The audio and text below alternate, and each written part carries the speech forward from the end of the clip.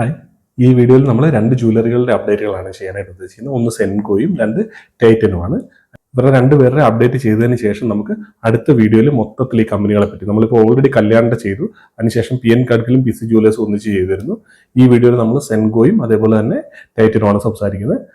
പിന്നെ ഓൾറെഡി പിന്നെ ഉള്ളത് തങ്കമയിൽ ജുവലേഴ്സ് ആണ്. അവരുടെ അപ്ഡേറ്റ് വന്നിട്ടില്ല, ഞാൻ കഴിഞ്ഞ വീഡിയോയിലും പറഞ്ഞിരുന്നു. 21-ാം തീയതി അവരുടെ ഫുൾ റിസൾട്ടാണ് വരുന്നത്.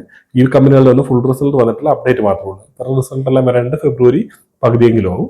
അപ്പോൾ അതിന് മുമ്പായിട്ട് നമുക്ക് ഈ അപ്ഡേറ്റ് വെച്ചിട്ട് ഏതൊക്കെ കമ്പനികളാണ് നന്നായിട്ട് പെർഫോം ചെയ്യുന്നുള്ളത് അടുത്തൊരു വീഡിയോയിൽ നമുക്ക് സംസാരിക്കാം. ഇപ്പോൾ ഏതായാലും നമുക്ക് ഈ രണ്ട് കമ്പനികളിലേക്ക് കിടക്കാം. അതിനകത്ത് സെൻകോയുടെ കാര്യം നോക്കിയാൽ സെൻകോയിൽ ഏകദേശം 51% റവന്യൂ ഗ്രോത്ത് വന്നിരിക്കുന്നത്. കഴിഞ്ഞ ക്വാർട്ടറിൽ നോക്കിയാൽ ഏകദേശം 6.5% റവന്യൂ ഗ്രോത്ത്. ആ റവന്യൂ ഗ്രോത്തിനെ പറ്റി നമ്മൾ സംസാരിച്ചപ്പോൾ ഞാൻ പറഞ്ഞിരുന്നു, ഈ സെൻകോയിൽ ഈ ഒരു ഇൻകൺസിസ്റ്റൻസി ഉണ്ട്. ചില സമയത്ത് അവർ നന്നായിട്ട് പെർഫോം ചെയ്യും, ചില സമയത്ത് അവരുടെ പെർഫോമൻസ് ഭയങ്കര മോശമാവും. അതുകൊണ്ട് തന്നെ ആൾക്കാർക്കൊരു കോൺഫിഡൻസ് വരുന്നില്ല. ഇൻവെസ്റ്റ് ചെയ്യുന്ന ആൾക്കാർക്ക് അത്ര ഒരു കോൺഫിഡൻസ് ഉണ്ടാവില്ല ഈ സ്റ്റോക്ക് എങ്ങനെയാണ് പെർഫോം ചെയ്യാൻ പോകുക എന്നുള്ള കാര്യം. അപ്പോൾ ഈ ക്വാർട്ടറിൽ നോക്കിയാൽ ഇപ്പോൾ വന്ന റിസൾട്ടുകളിൽ ഏറ്റവും നന്നായിട്ട് പെർഫോം ചെയ്തിരിക്കുന്നത് സെൻകോ ഗോൾഡ് ആണെന്ന് വേണമെങ്കിൽ പറയാം. 51% ടോപ്പ് ലൈൻ റവന്യൂ ഗ്രോത്ത് വന്നിരിക്കുന്നത്. ഈ 51% ഇവിടെ വരാനുള്ള മെയിൻ റീസൺ എന്താണെന്ന് വെച്ചാൽ നേരത്തെ പറഞ്ഞ പോലെ തന്നെ Q2-ൽ 6%. അതിന്റെ റീസൺ വേറെ ഒന്നുമല്ല, ഇവരുടെ മെയിൻ ആയിട്ട് ഇവരുടെ ഷോറൂംസ് കൂടുതലുള്ളത് വെസ്റ്റ് ബംഗാളിലും ആസാം ആ ഒരു സൈഡിലേക്കാണ് ഉള്ളത്. ഈസ്റ്റേൺ ഇന്ത്യയുടെ പോർഷനിലാണ് കൂടുതലുള്ളത്. അതുകൊണ്ട് തന്നെ അവിടെ ഫ്ലഡും കാര്യങ്ങളൊക്കെ ഉണ്ടായിരുന്നു കഴിഞ്ഞ Q2 എൻഡ് ചെയ്യുന്ന സമയത്തായിട്ട്. അപ്പോൾ അതുകൊണ്ട് തന്നെ അത് ഇവരുടെ ബിസിനസ്സിനെ നന്നായിട്ട് അഫക്ട് ചെയ്തിട്ടുള്ളതുകൊണ്ട് തന്നെ കുറെ അവരുടെ പർച്ചേസ് പോസ്റ്റ്പോൺ ആയിട്ടുണ്ട് ആ ഒരു സമയത്തുണ്ടായിരുന്നത്. അത് കൂടുതലും ഈ ഒരു Q3-ലേക്ക് വരികയും അതിന്റെ കൂടെ തന്നെ ഈ ഒരു ഫെസ്റ്റിവൽ സീസൺസും കാര്യങ്ങളും എല്ലാം വന്നുകൊണ്ട് തന്നെ പിന്നെ കല്യാണം അങ്ങനത്തെ കാര്യങ്ങളെല്ലാം ഈ ഒരു ക്വാർട്ടറിൽ വന്നുകൊണ്ട് തന്നെ ഇവർക്ക് അതിന്റെ കൂടെ ഈ നേരത്തെ പറഞ്ഞ പോലെ തന്നെ ഗോൾഡിന്റെ പ്രൈസ് ഇൻക്രീസ് ആയത്, ഇതെല്ലാം കൂടി ഈ ഒരു ക്വാർട്ടറിൽ വന്നുകൊണ്ട് തന്നെ ഇവരുടെ ഗ്രോത്ത് 51% അതുകൊണ്ടാണ് ഈ കാണിക്കുന്നത്. അതല്ലാതെ ഇതൊരു സസ്റ്റെയിൻ ചെയ്യുന്ന ഒരു ഗ്രോത്ത് ആണെന്ന് ചോദിച്ചാൽ അതിനുള്ള സാധ്യത വളരെ കുറവാണ്. പക്ഷെ എന്നാൽ ഈ ക്വാർട്ടറിൽ 51% ഗ്രോത്ത് കാണിച്ചിട്ടുണ്ട്. അതേപോലെ SSSG നോക്കിയാൽ സെയിം സ്റ്റോർ സെയിൽസ് ഗ്രോത്ത് എന്ന് പറയുന്നത് ഏകദേശം 39%. പഴയ ഒരു വർഷത്തിന് മുകളിലായിട്ടുള്ള ഷോറൂംസിൽ നിന്നുള്ള റവന്യൂ ഗ്രോത്ത് എന്ന് പറയുന്നത് 39%. അത് നല്ല ഫിഗേഴ്സ് ആണ്. അതിന്റെ മെയിൻ റീസൺ ഈ പറഞ്ഞ പോലെ തന്നെ ASP കൂടിയതാണ്, അതായത് ഗോൾഡിന്റെ പ്രൈസ് ഇൻക്രീസ് ആയതാണ് അതിന്റെ മെയിൻ റീസൺ ആയിട്ടുള്ളത്. പക്ഷെ കമ്പനിയെ സംബന്ധിച്ചിടത്തോളം ഈ ഒരു 9 മന്തിൽ ഏകദേശം 31% ഗ്രോത്ത് കാണിച്ചിട്ടുണ്ട്. കഴിഞ്ഞ ക്വാർട്ടർ വരെ അവർ ഏകദേശം 15 to 20% ഗ്രോത്ത് ആണ് നമ്മൾ എക്സ്പെക്ട് ചെയ്തിരുന്നത്. പക്ഷേ മാനേജ്മെന്റ് ഈ ഒരു റിസൾട്ട് സമയത്ത് 25% ഗൈഡൻസ് ആണ് വന്നിരിക്കുന്നത്. അതായത് അവരുടെ ഗൈഡൻസ് ആക്ച്വലി പറഞ്ഞാൽ ഇൻക്രീസ് ചെയ്തിട്ടുണ്ട്. ഇതൊക്കെ നോക്കുമ്പോൾ നമുക്കൊരു നല്ലൊരു രീതിയായിട്ട് തോന്നിയേക്കാം. പക്ഷെ ഇപ്പോഴും ഇൻക്രീസ് ചെയ്തേക്കുന്ന ഏകദേശം 25-ലേക്കാണ് എത്തിയേക്കുന്നത്. അതിപ്പോൾ ഈ ഒരു ഗോൾഡ് പ്രൈസിന് ഇൻക്രീസ് ഉണ്ട്. ഗോൾഡ് പ്രൈസ് ക്വാർട്ടർ ഓൺ ക്വാർട്ടറിൽ 23% കൂടിയിരിക്കുന്നത്. അതേപോലെ നമ്മൾ ഡിസംബർ ടു ഡിസംബർ നോക്കിയാൽ ഏകദേശം 65% കൂടിയിട്ടുണ്ട്. അതുകൊണ്ടാണ് ഇവരുടെ ഗ്രോത്തിൽ ഇത്രയും കൂടുതൽ വന്നതും. അതുകൊണ്ടാണ് മാനേജ്മെന്റ് കോൺഫിഡന്റ് ആയിട്ട് 25% ഗൈഡ് ചെയ്യുന്നത്.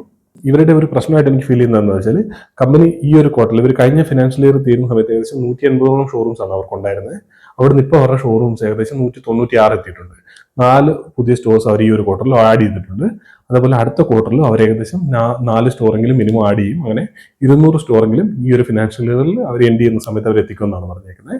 അങ്ങനെ നോക്കിയാൽ അവരുടെ സ്റ്റോറിന്റെ ഓപ്പണിംഗ് കൗണ്ട് എന്ന് പറഞ്ഞാൽ ഏകദേശം ഒരു 10-11% ഉള്ളൂ. അതായത് ഇപ്പം കമ്പനിക്ക് ഈ ഗ്രോത്ത് കിട്ടിയത് ഗോൾഡിന്റെ, അതായത് നമ്മൾ ഈ റീറ്റെയിൽ ജുവലേഴ്സിന്റെ കാര്യങ്ങളൊക്കെ പറയുമ്പോൾ നമ്മൾ പറയാറുണ്ട് വോളിയം ഗ്രോത്തും വേണം, വാല്യൂ ഗ്രോത്തും വേണം. വാല്യൂവിൽ ഈ ഗ്രോത്ത് വന്നുകൊണ്ടാണ് ഇപ്പൊ ഇത്രയും ഗ്രോത്ത് കിട്ടിയിരിക്കുന്നത്.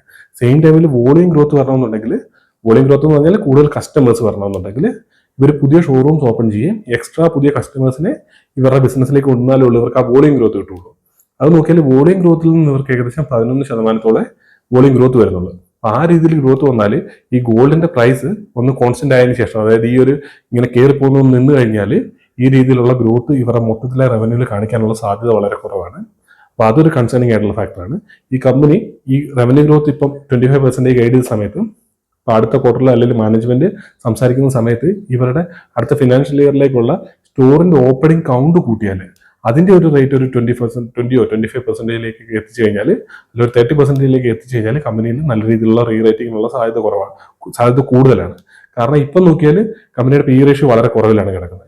പക്ഷെ എന്നിട്ട് കമ്പനി റീറേറ്റിംഗ് നടക്കാത്തത് എന്തുകൊണ്ടാണെന്ന് ചോദിച്ചു കഴിഞ്ഞാൽ ഇതിന് മുകളിൽ ഇതിനെ കഴിഞ്ഞും വലിയ കമ്പനികൾ ഇതിന് മുകളിൽ പെർഫോം ചെയ്യുന്നുണ്ട്. ഇപ്പൊ നമ്മൾ ടൈറ്റൻ നോക്കിയാലോ അല്ലെങ്കിൽ കല്യാണം നോക്കിയാലോ ഒക്കെ ഈ സെൻകോയെ കഴിഞ്ഞും കൺസിസ്റ്റന്റ് ആയിട്ട് നല്ല രീതിയിൽ അവരുടെയൊക്കെ സ്റ്റോറിന്റെ എക്സ്പാൻഷൻ തന്നെ പറഞ്ഞു വന്നു കഴിഞ്ഞാൽ നമ്മൾ ഈ സെൻകോ ഇത്ര ചെറുതായിട്ട് പോലും അതിനെ കഴിഞ്ഞ് മുകളിലാണ് അവരുടെയൊക്കെ ഷോറൂമിന്റെ എക്സ്പാൻഷൻ എന്ന് പറയുന്നത്.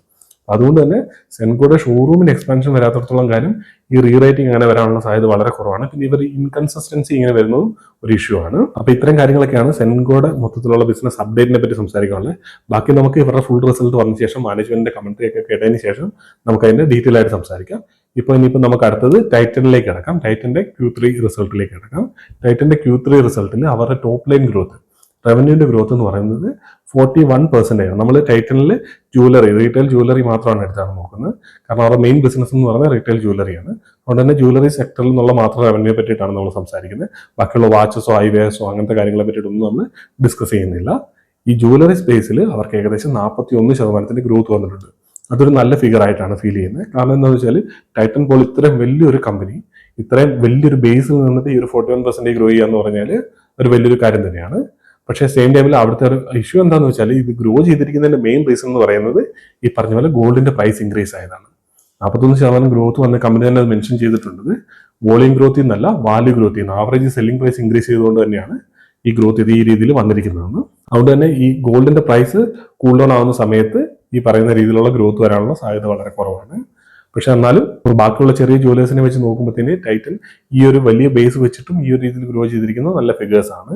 കല്യാൺ തന്നെ ഗ്രോ ചെയ്തിരിക്കുന്നത് 42% ആണ്. PN ഗാഡ്ഗിൽ നമ്മൾ സംസാരിച്ചപ്പോൾ പറഞ്ഞിരുന്നത് 46% ആണ്.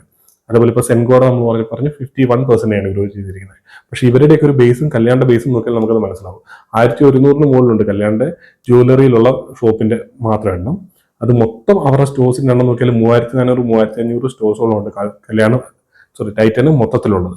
അപ്പൊ അതിന്റെ മുകളിലാണ് അവർ ഈ ഒരു ഗ്രോത്ത് വരുത്തുന്നത്. ടൈറ്റൻ ഈ ഒരു ക്വാർട്ടറിൽ നോക്കിയാൽ ഏകദേശം 47 ഷോറൂംസ് ഇന്ത്യയിലും 2 ഷോറൂംസ് ഇന്റർനാഷണലി ഓപ്പൺ ചെയ്തിട്ടുണ്ട്.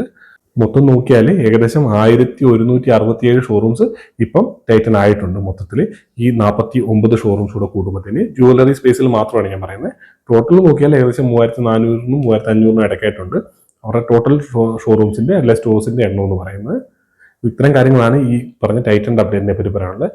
സെൻകോയിൽ 51%, ടൈറ്റനിൽ 41% ഗ്രോത്ത് വന്നിരിക്കുന്നത്. നമ്മൾ നേരത്തെ സംസാരിച്ച കല്യാണിൽ 42%, അതേപോലെ PN ഗാഡ്ഗിലിൽ 46%, PC ജുവലേഴ്സിൽ 37% ഗ്രോത്ത് കാണിച്ചിരിക്കുന്നത്. സോ ഈ കമ്പനികളെ എല്ലാം കൂടെ നമുക്ക് അനലൈസ് ചെയ്ത് ഈ ഒരു റീറ്റെയിൽ ജ്വല്ലറി സ്പേസിൽ ഏത് കമ്പനിയാണ് നന്നായിട്ട് പെർഫോം ചെയ്യുന്നത്, നമുക്ക് വെറുതെ ഗ്രോത്തിന്റെ ഫിഗേഴ്സ് മാത്രം നോക്കിയാൽ പോരാ, അടുത്ത ക്വാർട്ടറിലും അല്ലെങ്കിൽ ഫ്യൂച്ചറിലും ഈ കമ്പനികൾ ഇങ്ങനെ പെർഫോം ചെയ്യുമെന്നുള്ള കാര്യം അറിയേണ്ടതായിട്ടുണ്ട്. അങ്ങനത്തെ കുറെ കാര്യങ്ങൾ നമുക്ക് നോക്കാനായിട്ടുണ്ട്. സോ അതെല്ലാം നമുക്ക് അടുത്തൊരു വീഡിയോയിൽ ഇന്ന് തന്നെ പറ്റുവാണെന്നുണ്ടെങ്കിൽ നമുക്ക് ആ ഒരു വീഡിയോ കൂടെ ചെയ്യാം. ഏത് കമ്പനിയാണ് ഏറ്റവും നല്ലതെന്ന് എനിക്ക് പേഴ്സണലി ഫീൽ ചെയ്യുന്ന ഏതാണെന്നുള്ള കാര്യം ഞാൻ ഷെയർ ചെയ്യാം. നമുക്ക് എന്തായാലും അടുത്തൊരു വീഡിയോയിൽ കാണാം.